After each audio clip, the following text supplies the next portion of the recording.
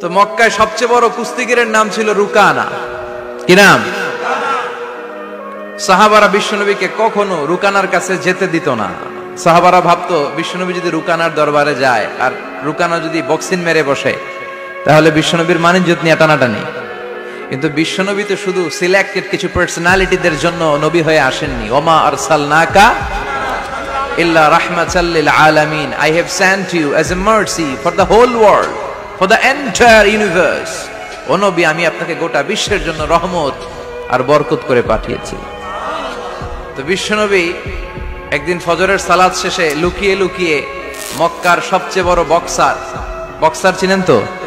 তো বিশ্বনবী তো as a mercy for the entire universe, গোটা বিশ্বের জন্য রহমত, তিনি মক্কার সবচেয়ে বড় বক্সার রুকানার কাছে চলে গেল। যে বলল, রুকানা আসলিম তাসলাম, ইসলাম মানো শান্তিতে থাকবা, দুনিয়ায়ও থাকবা আখিরাতেও থাকবা। সুবহানাল্লাহ পড়েন।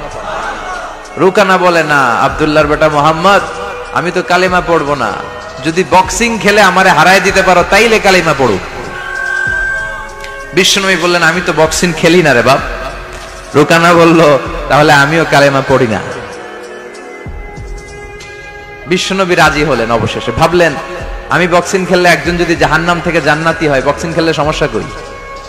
কি রহমতের নবী, কি অ্যাটিটিউড, কি পজিটিভনেস, কি প্রোঅ্যাক্টিভনেস, অলওয়েজ প্রোঅ্যাক্টিভ।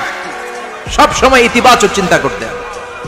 নেতিবাচক চিন্তা কারে বলে বিশ্বনবী জানতোই না। সুবহানাল্লাহ পড়েন। বিশ্বনবী রাজি হলেন। এবার বক্সিং খেলার পালা। রুকানা হাফ প্যান্ট পরে গায়ের মধ্যে জাইতুনের তেল মেখে এভাবে লাফাচ্ছে।